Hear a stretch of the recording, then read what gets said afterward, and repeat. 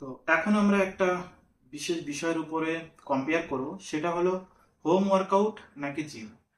অনেকেই কিন্তু জিমটাকে প্রেফার করেন না বা কোনো ফিটনেস সেন্টারে যান না। তিনি ভাবেন আমি প্রতিদিন সকালে উঠে কিছুটা স্ট্রেচিং বা কিছুটা যোগা বা বেশ কিছু আসন করলেই হয়তো আমার সারাদিনের যে জিমের যে বিকল্প কাজগুলো সেটা হয়ে গেল।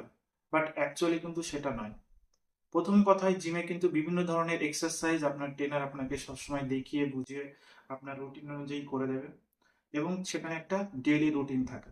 বাট যখন আপনি হোম ওয়ার্কআউটের কথা ভাবেন, প্রথম কথা আপনার হোম ওয়ার্কআউটে কিন্তু এনভায়রনমেন্টটা একদম পারফেক্ট নয়।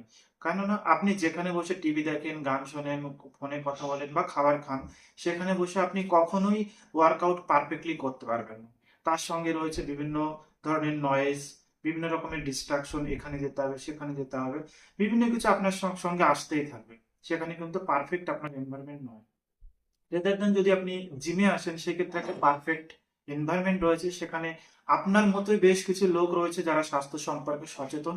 তাদের এনভায়রনমেন্ট, তাদের যে অ্যাটিটিউড বা তাদের মোটিভেশনে কিন্তু আপনি অনায়াসে জিমের সেই ভিতরে চলে যেতে পারবেন এবং আস্তে আস্তে নিজের ইমপ্রুভমেন্টটা দেখতে পারবেন। তো যদি বলা হয় হোম ওয়ার্কআউট নাকি জিম, সেক্ষেত্রে অবশ্যই আমরা বলবো এটা অবশ্যই জিম।